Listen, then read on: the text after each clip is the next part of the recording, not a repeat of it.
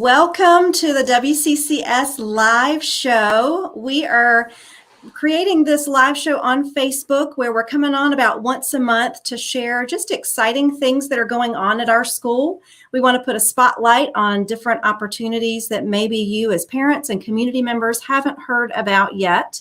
And so today we have a very special presentation.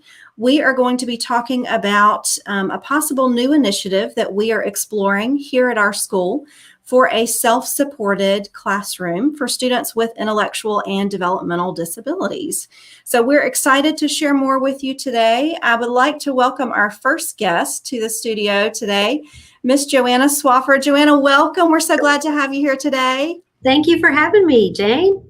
Yeah, so Joanna, I thought we would start off just by kind of telling folks a little bit about who we are. And so to start off with, I am the Director of Admissions here at WCCS. This is my 9th year serving in this role. I have 2 boys, one in 6th grade, one in kindergarten, and this has been something I think that we have been talking about a long time. How can we continue to expand the programs, the opportunities that we provide in Christian education to students? I don't want to steal that thunder from your conversation, but just to give you a glimpse that, this is something that we've been passionate about and talking about in the admissions world for a while. Joanna, tell us a little bit about you. Well, I actually have felt the call to work with students with specific needs since my high school years, actually. So I worked with a lot of students with intellectual disabilities in my high school for 4 years, and then went to Clemson for special ed, graduated from Clemson in order to work in a self-contained classroom in a high school. So this has been just something that I feel like God has led me to serve in for a long time.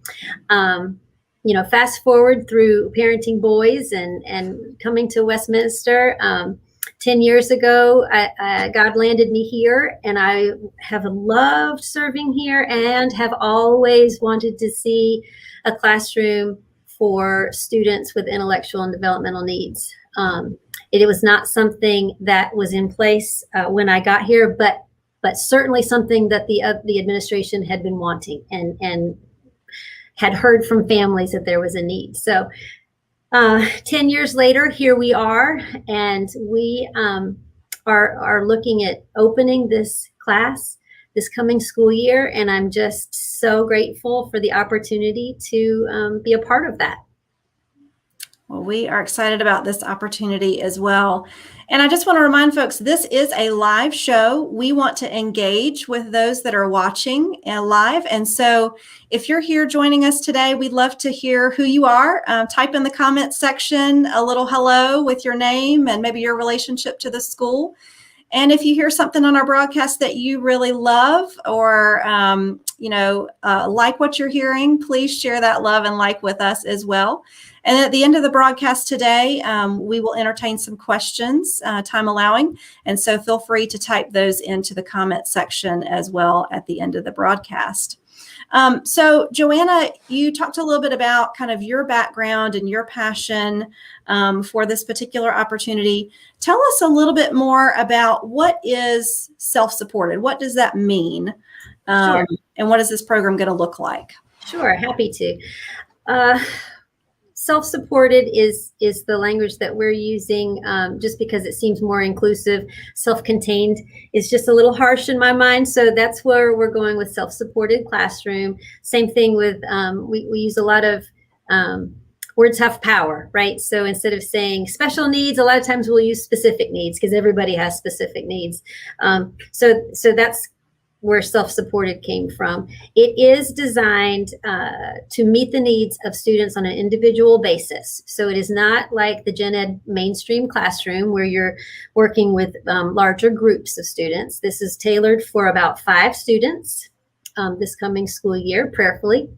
And we'll be able to work with those students on their needs as they present themselves. So depending on where they are when they come to us, it will work on not just academics. A lot of times it can be life skills, learning what they need to learn to be safe in the world around them, or to be able to communicate with the world around them.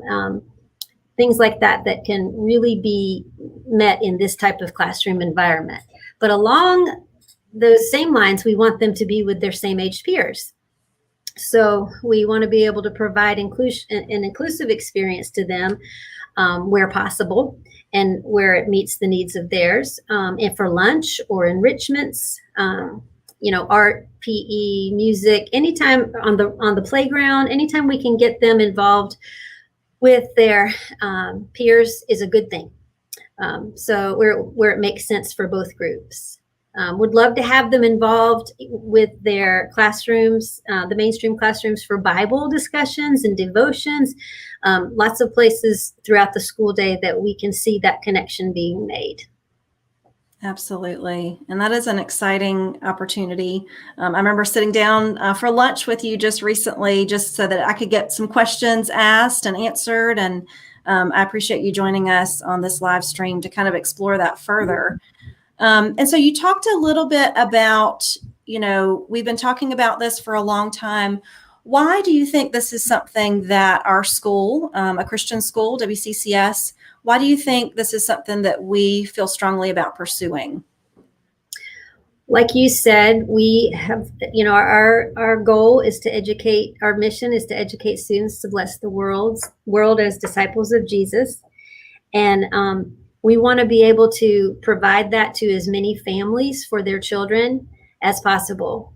And so as many doors as we can open for families to be able to get a Christian education for their children, we want to do.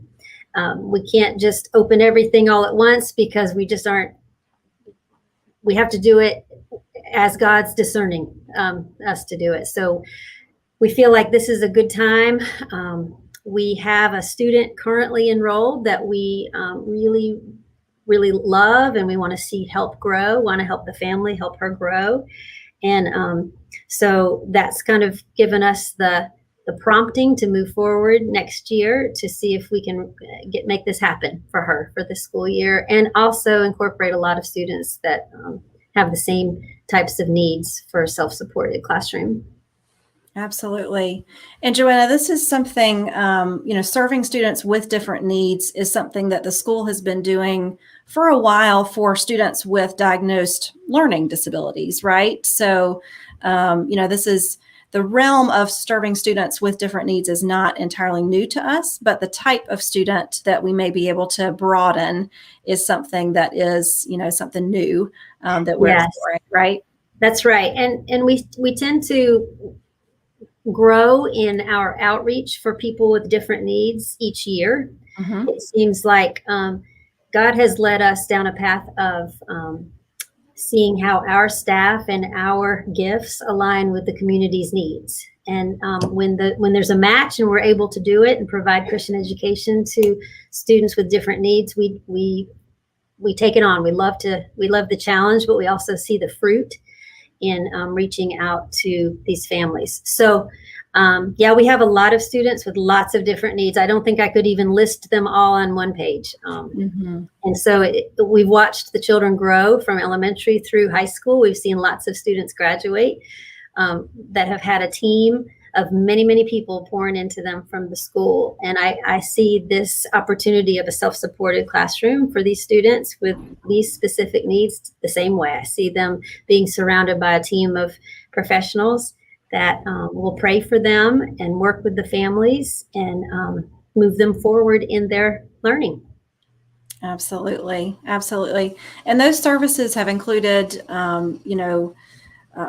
for serving students with things like dyslexia, ADD and ADHD, just learning differences, gifted and talented students, because we all do learn differently. And part of that has been, as a community, coming around the idea that teaching through different strategies, being creative about how we address the individual needs of the student is something that we as a community do every day with every student. And so this is just, I think, a really neat natural extension of that. Absolutely. So you mentioned earlier this, certainly has been something we've been talking about for a while, but we've actually had the opportunity to work with one student in particular And we have a special guest today that we hadn't advertised about, but I'm so glad that she is able to join us. Courtney Kale, I'm going to add you to the live broadcast. So Courtney is actually the mom of the student that Joanna was mentioning. Courtney, we're so glad to have you on the broadcast today. Oh, thank you for having me. Yeah. So Courtney, tell us a little bit about your little girl, Lucy, and kind of your journey to WCCS and what that's been like for the last couple of years. Okay. Yeah. Lucy's in the second grade this year. This is her second year at the school. First year going all day. Lucy's a very sweet little girl. Like I said, 8 years old. She has a chromosomal deletion of chromosome 1. It gets very technical, but that's her diagnosis. She's, cognitively around, maybe a year, but physically, she's with her peers. And we've just been very happy to be able to come to the school. Like I said, y'all been talking about it for several years or a few years, and mostly because my husband would not leave you alone about it. And we're so glad. He was very persistent, made it happen along with y'all. So we're happy to be here with Lucy. And also we have 2 others. Danny Ray is in kindergarten and Deck is in 3K. So the whole family's there now. And I guess how it came about was starting Lucy in the public schools. Her needs were not met through IEPs and all those kind of meetings that we have to have.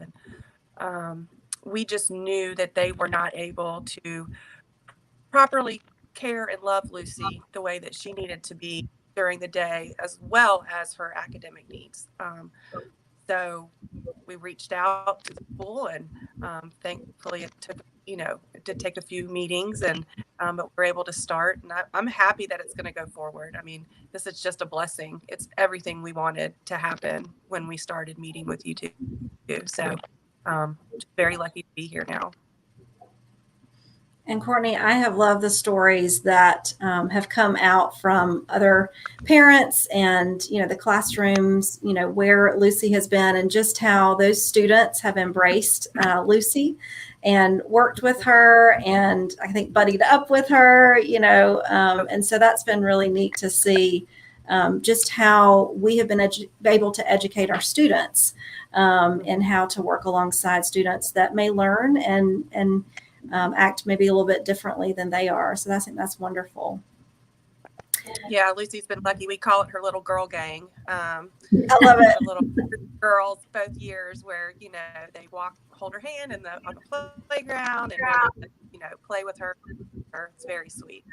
You know what else, Courtney, I've noticed, and we've talked about this, but the families have rallied around you as a family and Lucy and have sent such encouragement through their own children into school for us, extending this opportunity to Lucy and just engaging her in the lives of their own children. Just what a blessing that is to them as families, raising their children up in the truth that God has made all of us perfectly the way he wants us. So, it's been a real blessing to us as well. Absolutely. Yes, we were very lucky. Last year, we had several parents, message us and, just tell us how much they really loved Lucy being in the class and what it meant, for their family and kids. It was very sweet. We're very blessed to have you be a part of the school family. And I'm a firm believer that it helps to kind of have a visual when we're talking about things and talk about folks. So I wanted to show, this is a picture of Lucy here on the right with her family. And you mentioned Danny Ray and Deke also are here with us this year. Danny Ray is in my son's kindergarten class, and he's enjoyed getting to know her as well. And then Lucy has been working with some of our staff members and has a nurse that comes with her to school. And so this is a picture of Lucy working with one of our staff members with her nurse. And so we've been able to start providing her with some of those services as well. So Joanna, tell us a little bit. We learned a little bit about Lucy, but, Lucy is not the only, child that we want to be able to serve through this program. So what types of students or what types of diagnoses would probably most benefit from this self-supported classroom? Sure. We are providing this experience based on a category that just kind of expands. So it's hard to put anybody in a box in this category. For example, Courtney, if you don't mind me using Lucy's challenges and strengths for a minute, you know, she is learning to walk. In fact, I just heard her running down the hallway. Like I heard her gait. She has a little bit of a different gait, and I heard her coming, and I was like, "Ooh, Lucy's running towards something." So Yeah. she's able to move around. Maybe she wasn't, though, quite as well a couple of years ago.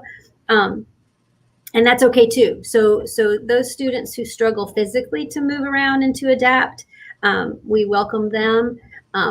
But Lucy also has things that she's learning. So she's learning colors and reading, you know, distinguishing different books, learning to communicate. So it's hard to say, oh, well, it's this type of student who has this type of needs.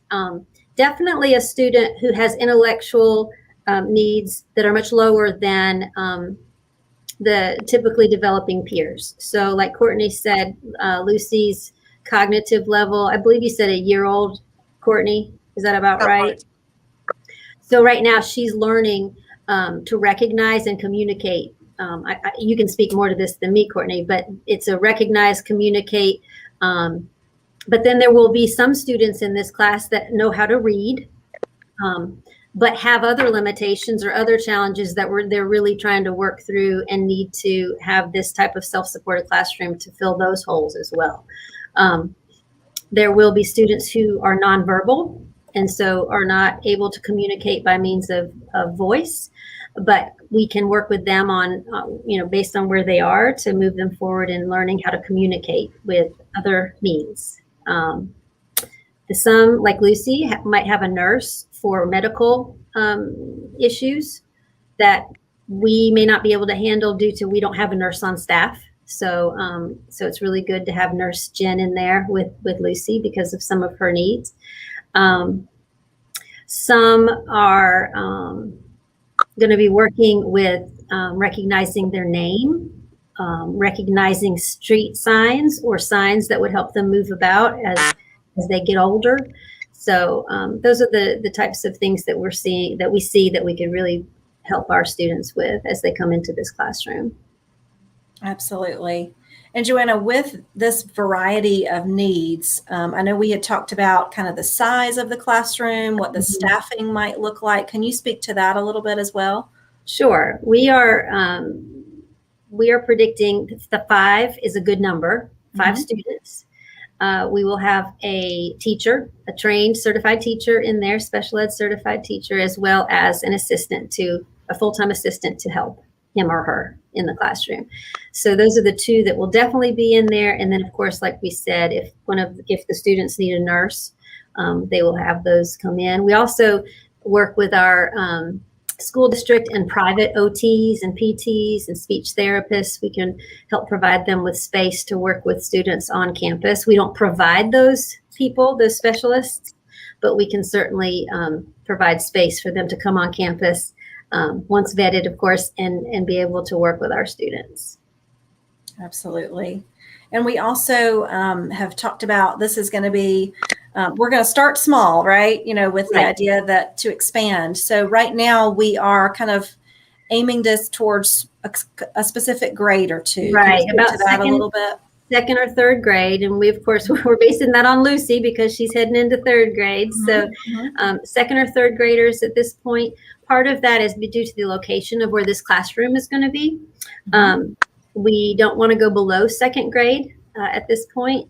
But my prayer is to have 2 classes at the elementary level within the next 5 years, have 2 different classes with 2 different age levels. And that way we're getting them ready as they move through elementary to go to middle school.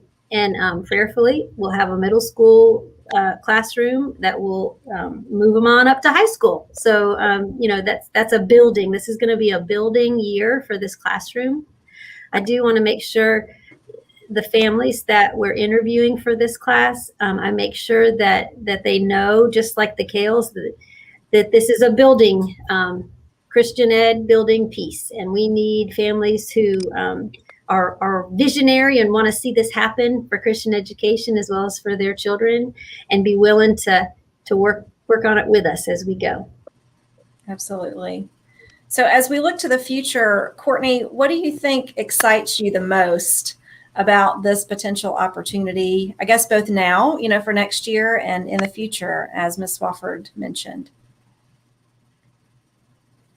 Well, I'm just happy that, Lucy's going to be in one school for several years. We're not worried about moving programs. She's with her siblings at the same time, pick them all up at the same time. I mean, that's what every family wants to be able to do, not have to be at, separate locations. I look forward to her being with her age peers, but also her more intellectual peers. And I feel like that'll be a really good fit for her for half of her day. And I think it might show her more how to learn.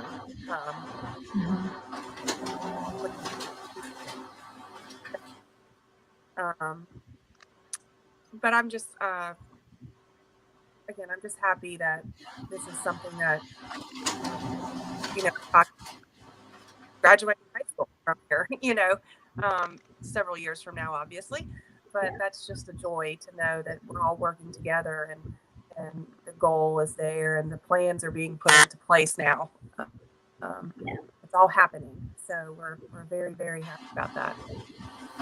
Absolutely. And thankful for, you taking the leap of faith with us, just a year or two ago when we started this process. So I'm excited as well to see where the Lord might lead. So Joanna, if folks are interested in learning more about this program, in pursuing enrollment, in asking questions, what should they do?